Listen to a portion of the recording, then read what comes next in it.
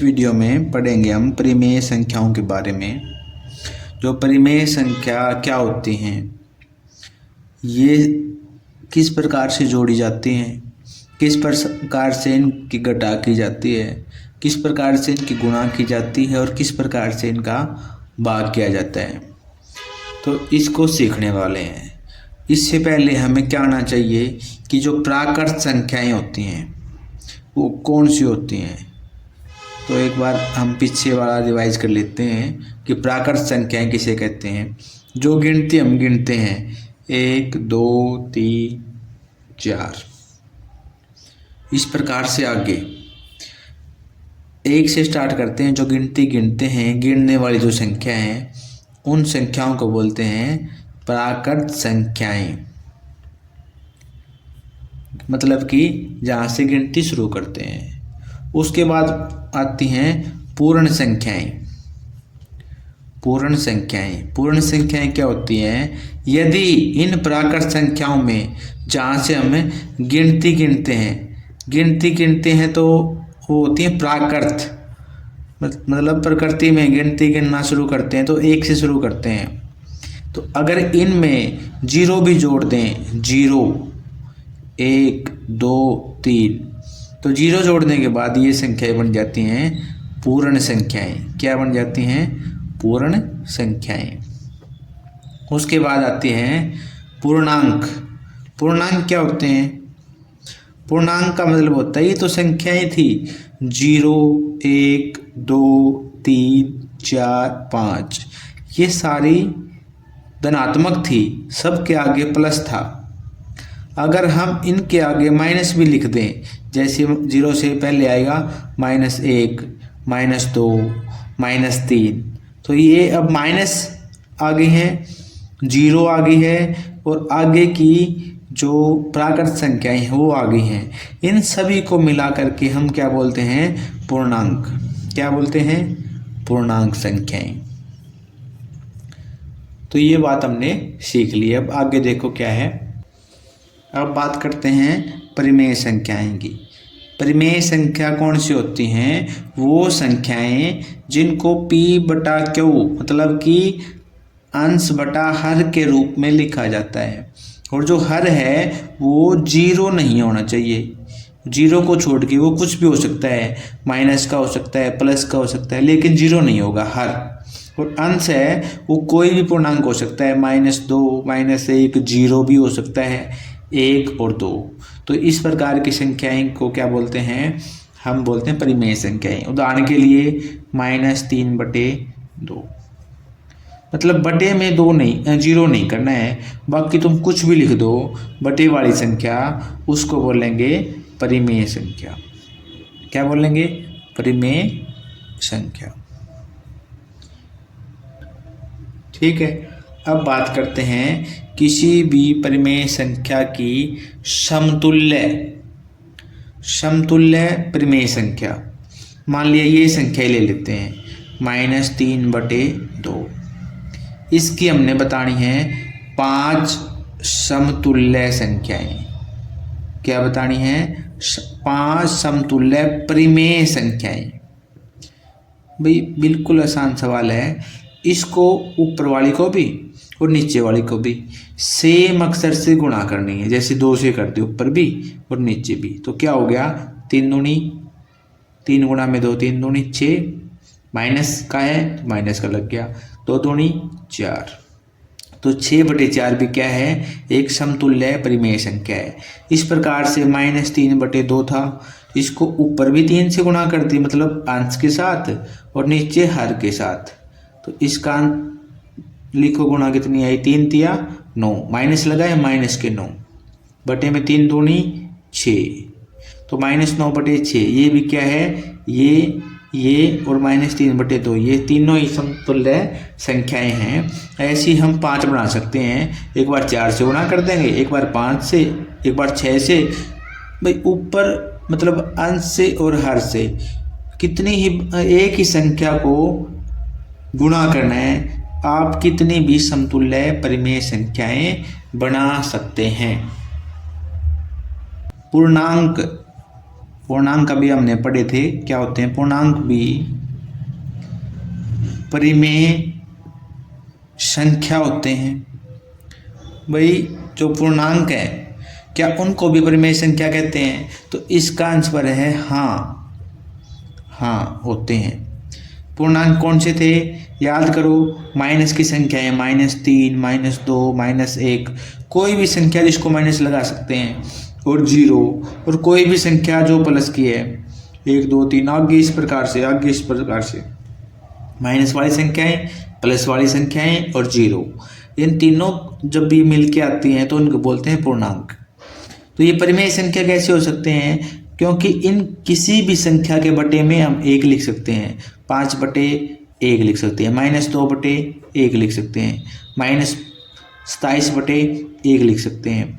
किसी के बटे में 1 लिख दो, इसके ऊपर कोई प्रभाव नहीं पड़ेगा और ये संख्या क्या बन जाएगी?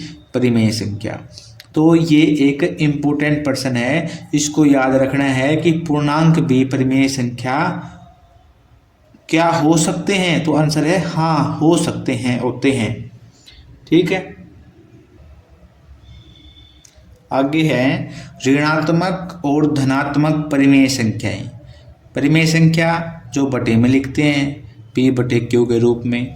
ऋणात्मक का मतलब है जिसके आगे माइनस का निशान हो, या तो अंश में माइनस का निशान है या हर में माइनस का निशान है, इन दोनों में से एक माइनस का निशान है तो वो है ऋणात्मक परिमेय संख्या। जैसे कि -5/2, ये क्या है? ये माइनस लगा हुआ है, इसलिए ये क्या है? ऋणात्मक परिमेय संख्या है। अब बात करेंगे धनात्मक परिमेय संख्या की, जैसे 2/5 लिख लेते हैं। भाई किसी के भी माइनस नहीं लगा है तो ये क्या है? ये धनात्मक परिमेय संख्या है। और कोई उदाहरण ले सकते हैं, 7/5,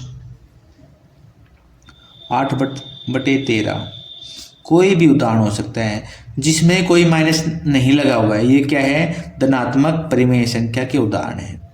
अगर कोई संख्या है जैसे -6/-4, तो ये धनात्मक है या ये ऋणात्मक परिमेय संख्या है? तो इसको ध्यान से देखो, इस माइनस से ये माइनस कट जाता है, तो दोनों माइनस कट गए हैं, तो ये दोनों संख्याएं क्या हैं? प्लस की हैं। तो इस प्रकार की संख्या जिसमें अंश और हर माइनस के हों तो वो क्या होती हैं? वो धनात्मक परिमेय संख्या होती हैं।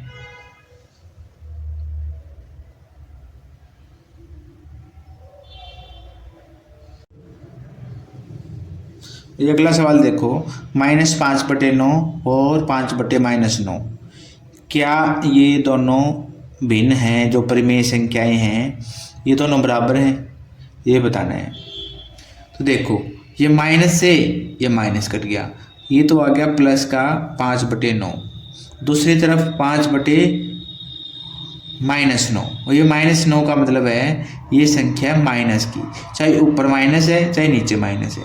माइनस का मतलब है ऋणात्मक परिमेय संख्या, ये है धनात्मक। ये संख्या दिखने में एक जैसी 5/9 है, लेकिन इनमें अंतर है।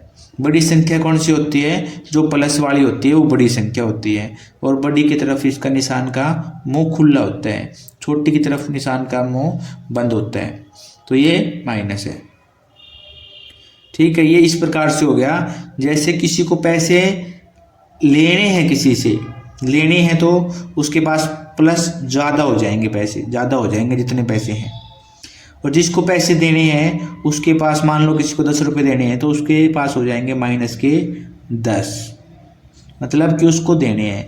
अब संख्या तो बराबर है, प्लस ये प्लस के 10 और माइनस के 10, भाई संख्या बराबर है, 10 इसमें 10 इसमें, लेकिन इसको लेने हैं, इसके पास ज़्यादा हैं, प्लस हो जाएंगे। इसको देने हैं पैसे तो वापस देने के बाद इसके पास कम बच जाएंगे, तो माइनस है, ये छोटा है। ठीक है, उसके बाद देखो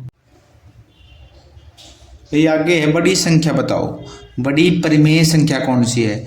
2/3 है या 5/2 है? तो इस प्रकार के सवालों में क्या करते हैं? आर पार गुणा, ये आर ये पार, ये नीचे नीचे वालों की गुणा। देखो 2 दूनी 4, बटे में लिख देंगे नीचे वाले की गुना, 3 दूनी 6। दूसरी संख्या है 5 दिए 15 बटे में 3 दूनी 6। भाई हर दोनों के क्या हैं, हर समान है। तो 4 बटाया 15, जो संख्या बड़ी है उसकी तरफ मुंह खुला, जो छोटी संख्या उसकी तरफ मुंह बंद। तो ये क्या है, बड़ी संख्या है। और ये सवाल कमेंट में निकाल के बताओ इनमें से कौन सी संख्या है वो बड़ी है। अब आगे देखो, अब ये है 3 परिमेय संख्या जिसका हर है वो 5 है, मतलब कि हर क्या है, समान है। तो इनमें क्या बताना है, इसमें ये बताना है कि इनमें से कौन सी संख्या है जो सबसे बड़ी है और कौन सी सबसे छोटी है। तो -3, -2, -1 इनको देखेंगे क्योंकि हर तो इनका समान है। तो -3 है वो सबसे छोटी संख्या है,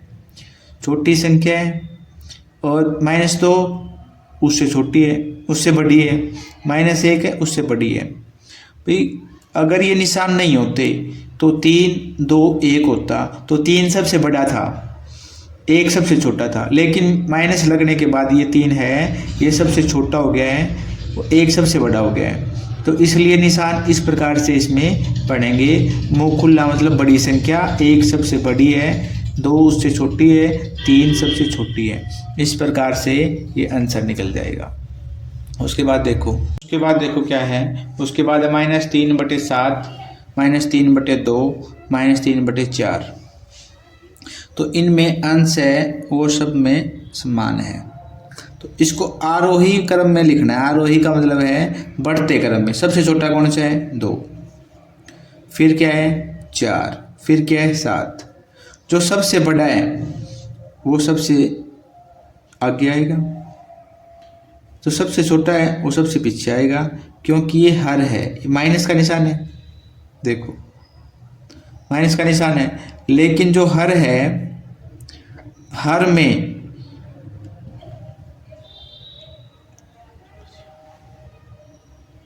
तो ये इम्पोर्टेंट सवाल होने वाला है, इसको देखो।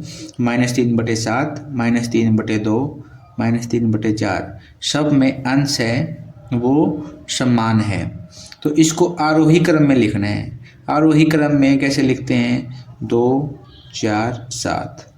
जो छोटी संख्या पहले वो, फिर उससे बड़ी, फिर उससे बड़ी। लेकिन इसमें तो माइनस है, माइनस लगाने के बाद क्या होता है, जो सबसे बड़ी संख्या उसको माइनस लग गया, माइनस लगने के बाद ये सबसे छोटी हो जाती है, सबसे छोटी होगी। लेकिन ये सबसे छोटी तब होती है जब ये अंश में इस प्रकार होती।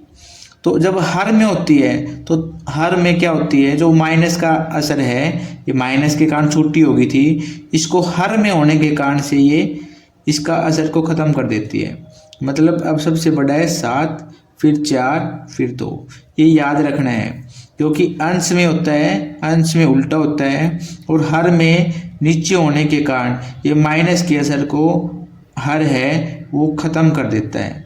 इस कारण से सबसे बड़ी संख्या है -3/7, -3/4 उससे छोटी है, और सबसे छोटी है -3/2। तो इसी प्रकार से 1/3 और -2/9 और -4/3 इसको आरोही क्रम में लिखो। आरोही क्रम में कैसे, देखो ये 9 है, तुमने क्या करना है, इसके हर हैं इनको समान कर दो। समान का मतलब है समतुल्य भिन्न बना दो, जो मैंने इस वीडियो में तुम्हें सिखाई है। समतुल्य भिन्न बना करके इसमें आरोही क्रम में लिखो। भाई आज की वीडियो में इतना ही, आगे मिलेंगे दूसरे पार्ट में कल की वीडियो में। वीडियो अगर समझ में आ रही है तो कमेंट करके ज़रूर बताना, और चैनल को सब्सक्राइब कर लेना अगली वीडियो पाने के लिए।